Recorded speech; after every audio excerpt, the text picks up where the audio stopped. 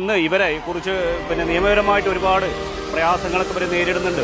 പക്ഷേ നാട് നേരിടുന്ന വലിയ ഒരു ദുരന്തത്തിന് അവരാൽ കഴിയുന്ന ജീവൻ പണയം വെച്ച് മലമടക്കുകളിൽ ഇപ്പോൾ വയനാടടക്കം ഇവരുടെ സേവനം നമ്മൾ ദൃശ്യമാധ്യമങ്ങളിലൂടെ കണ്ടതാണ്.